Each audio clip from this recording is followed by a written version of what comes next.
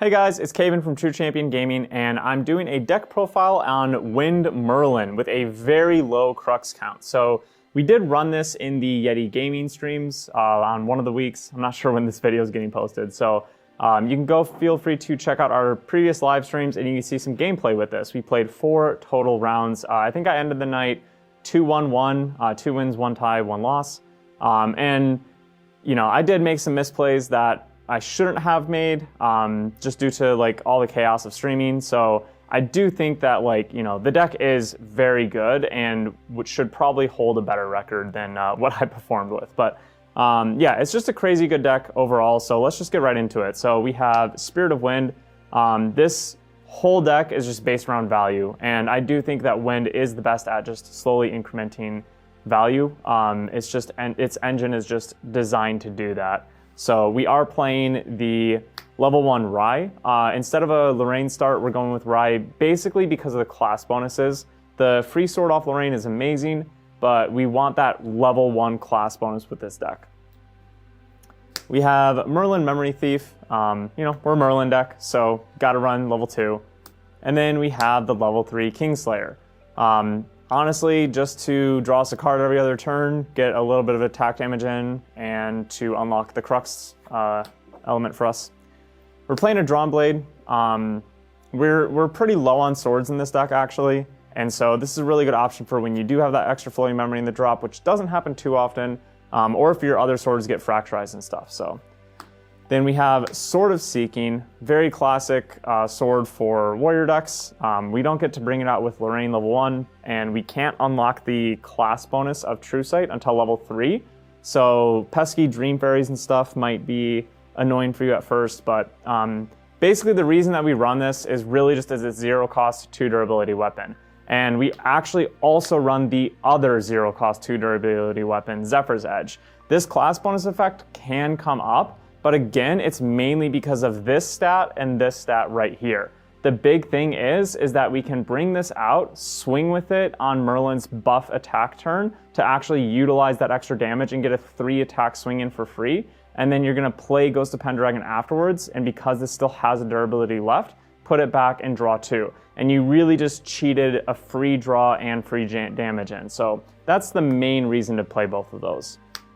Then we have Ventus because, like I said, this is just a value deck, and this card screams value. You're basically going to be activating a decent amount of mage spells, and every turn, most likely you're just going to tap it, transfer a counter over, and eventually you'll just get a ton of draws from this card. You can use it for other things as well, but it's mainly used for enlightenment counters in this deck. We have the Terrafring because we're just trying to get value, and the longer we live, the more value we get. And then we do actually play Grail. So I go a little bit back and forth. If you watch the Yeti stream, you'll see me asking for GCR a lot, like wishing that I ran it. And I do think GCR probably is the better choice, but Grail doesn't have a lot of chances to be competing for GCR's main deck space. And I think it does have that chance in this deck. So honestly, I'm running this to test it and to not just say, oh, Grail's the worst divine relic, never run it. Basically I just wanted to test it out. The reason being is because we run Nullifying Lantern in the main, because this is a really great option to bring out in a matchup that you think it might be viable, and then just put away with Ghost of Pendragon later, because it's that 0 cost, and is kind of getting you value while it is on the field. And then we also run Tithe Proclamation. Same kind of thing here. The really cool thing with Tithe is that you can put it back with your Ghost of Pendragon on your turn. So you can bring out Tithe, lock them down from drawing a ton of cards, go to your turn, and then do your Ghost of Pendragon loop, which I'll explain in a bit. And it creates kind of honestly an unfair game state where you're stopping your opponent from drawing, but you're going to do a bunch of drawing yourself. So that's kind of the reason that I wanted to try Grail out, was because not a lot of decks right now are mainboarding these two post the ban list. And so I wanted to try Grail to see how that value felt. And the really nice thing with Grail is that if you do have the level 3 warrior class, you can, oops, sorry, wrong card. You can bring out Zephyr's Edge with Quicksilver Grail to bring it out in the main phase, so that Zephyr's Edge will actually become a 2 damage weapon. And you can either just swing with that, or if you have your Merlin buff, you can do a 4 damage swing, which is really nice because actually that's a fairly hard number to get in this deck, and 4 damage allies, or 4 health allies, are fairly prominent right now. So that is also a nice little synergy there, which is why I was trying with the Grail. Let's go ahead and move on to the main deck though. That's where the real spice of the deck is, and we're just gonna have a quick word from Isaac.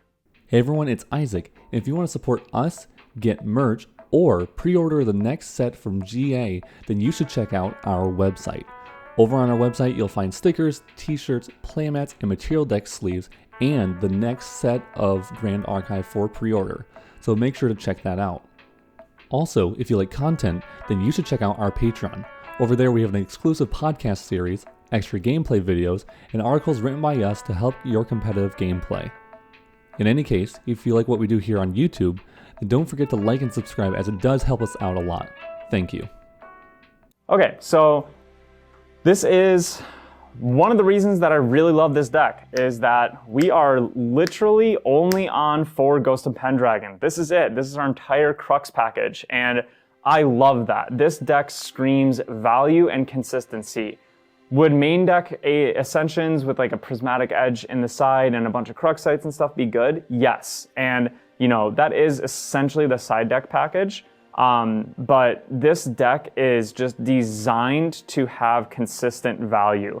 And, you know, Ghost of Pendragon is essentially how we're gonna bring back Avarice. We're gonna do these loops where we're just gonna continuously draw 2 cards. It's just a little slower, and I guess like in a way a little more inconsistent than the Avarice loop, but with the way that we design the deck, it should be pretty consistent. So this is our main damage and our draw like / broken combo of the game. So we'll touch on some cards that are going to combo with that in a second.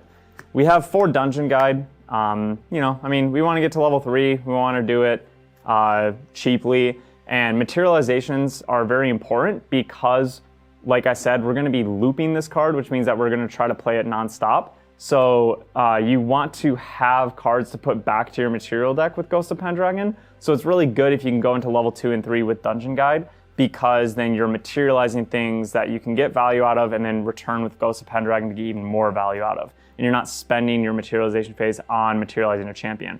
Also, Wind has multiple tricks to basically replay Dungeon Guides, so you even only need to see 1, and then you can use other cards to use its effect again. One of my favorite things to do is if you happen to have a game where you just have a ton of Ventus counters, like if you saw a bunch of Fairy Whispers early and stuff, you can get 3 counters on Ventus, play a Dungeon Guide, level up your champion, and then suppress the Dungeon Guide. And now you're getting to replay this without even spending a card from hand, which is insane value. So yeah, Dungeon Guide's just super important, and we want to see them in our games for sure. We have 2 Resolute Stand.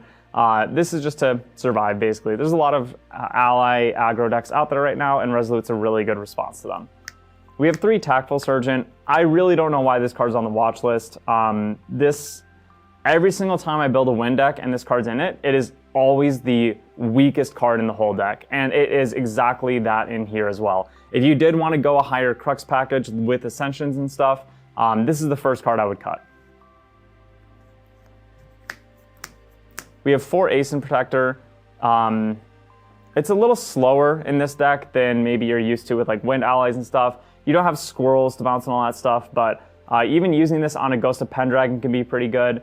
Using it on like things like Dungeon Guide and stuff like that even isn't the worst, because now you're putting a card that didn't really have a value being on board once its effect is gone off.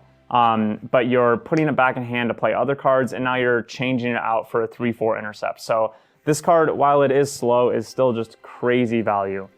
We have 4 Wind Rider Invokers, and this is one of the main reasons for going that level 1 Rai. So if you're ever feeling like your opponent's putting too much pressure on board in the early game, you can just level up, go to Rai, get 2 Enlightenment counters, and then play Wind Rider Invoker, replace itself with the draw, and then get a 4 damage beat stick for that turn, which is more than enough to kill basically any ally out there. So really, really good card there, and can be used as a big damage pusher at the end game as well. We're running 4 Dream Fairy for multiple reasons. Like I said, ally aggro decks are everywhere right now, which this card is amazing against, but also Majestic Spirit. Dream Fairy is honestly one of the best cards in the whole format right now, just with how the meta is, so we want to run 4.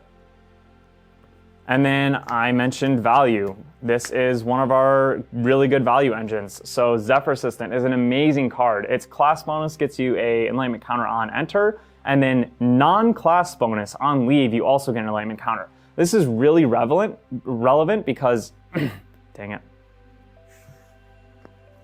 And then I mentioned value. So here is one of our great value engines that I think a lot of people are overlooking right now, which is Zephyr Assistant. So it's a 1/1 for 2 that class bonus on enter, you get an enlightenment counter, but then there's no class bonus on the on leave, which is also you get an enlightenment counter. So this is a really, really fantastic way to start the game, because if you're going first, you can go Zephyr Assistant, pass, they do whatever, and then if you have Reclaim in your hand, whether or not they attack the Zephyr Assistant, you can Reclaim, get a free enlightenment counter, you have a floating memory and drop now, you banish that to go into level 1, Rise level 1 effect gets you 2 enlightenment counters, and then you got 1 from Zephyr Assistant. So you can now have 3 enlightenment counters, remove all of them, and draw a card. So you only used 1 card to get into your level 1, and then you got that, like, basically Jewel of Enlightenment, like, materialization for free.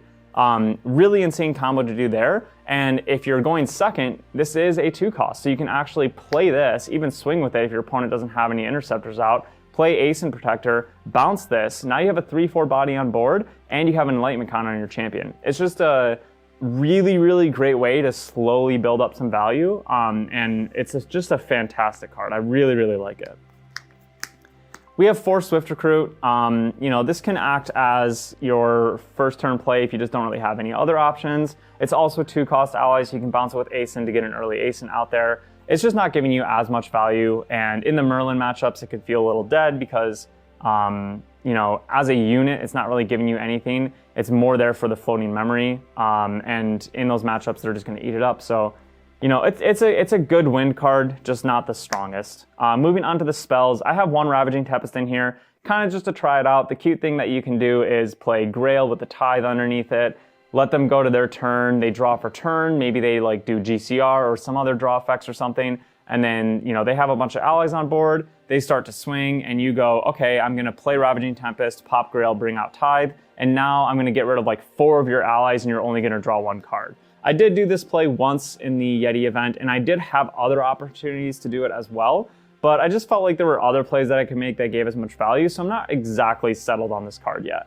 And if I do switch out Grail for Ring, I would probably cut that card as well, just because then you lose that surprise Tithe factor. We have 4 Disorienting Winds. So this is the card, guys.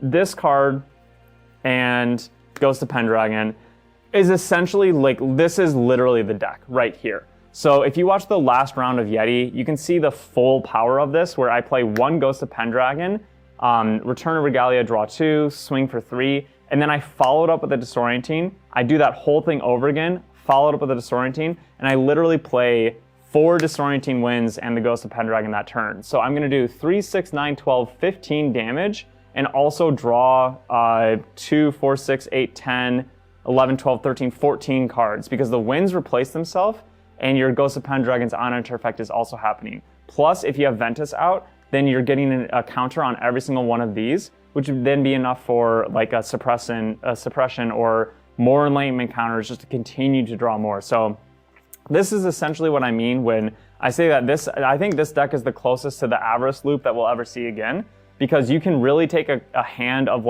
3 to 4 cards and turn it into a hand of 15 cards. It's actually possible in this deck to do in 1 turn. And the nice thing is that we're in Wind, so if they have a Tithe out, you can just Zephyr out their Tithe, which I have done before, and continue to go on your rampage of draw. And then that Zephyr will come back, or that Tithe will come back. Sure, they'll get a draw from that on enter, but that Tithe is out and restricting their draws again. So you're just gonna cheat a turn of you massively drawing cards, and then Tithe's gonna come back. This is, again, what I say, you can bring your own Tithe out, slow your opponent down, and then Ghost of Pendragon that Tithe away, pop off, and then we actually even run Beseech, so you can bring it back, or you could Zephyr your own Tithe as well, but you just probably want to be using Ghost of Pendragon on it. So like I just mentioned, we have Beseech here. Really good combo to bring out Tithe after you do your pop-off turn. You can use this with Zephyr's Edge, which is really cool, so you can get that 2 attack sword because you're materializing it in your main phase. This can allow you to do greedy Ventus plays where you do nothing on your turn 1, you materialize Ventus, and then you play Beseech. You get a Ventus counter, and then you can go into your level 1, and you've essentially like not lost your tempo on that materialization, even though you chose to go into Ventus first. You're going to still level up your champion just as fast as you normally would. So Beseech is back. It's this card was fantastic in the DOA format, and in this deck, its strength really shines. And you can get rid of the dead cards that you have, like dungeon guides and stuff like that, after you're already level 3, which allows you to run the higher counts of those cards, even though they might be more dead in the late game. So really fantastic card here. Also, it is a mage spell. Basically, everything except for Veiling Breeze, it will be able to trigger Ventus.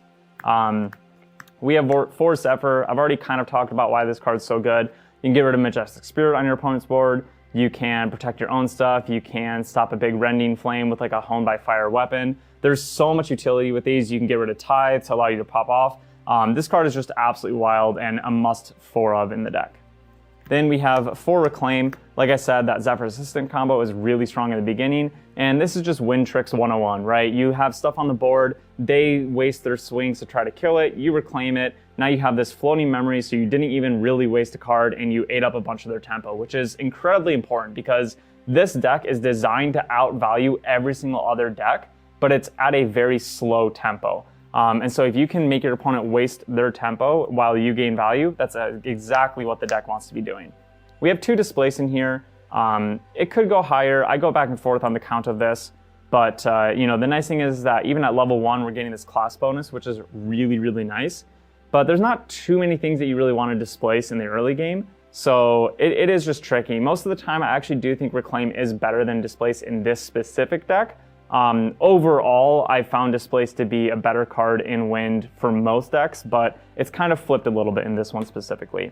And also kind of a thing that I did brush by pretty fast, but like I said, we only have 4 Ghost of Pendragon. I think I pulled one out earlier. But so there's 4 Ghost of Pendragon, 4 Dungeon Guide, and 2 Resolute Stand, which means that there's only 10 non-Wind cards in this list, which is phenomenal. It is nearly impossible to build a win list with that high of a wind count. And so cards like Fairy Whispers become amazing in this deck. You are almost guaranteed to never brick with this card. It is a much higher chance of always hitting than pretty much any other deck out there. And you're gonna see a lot more options as well because you're seeing more wind cards that you could like add to hand and you want to keep on top. So Fairy Whispers in this deck is absolutely amazing.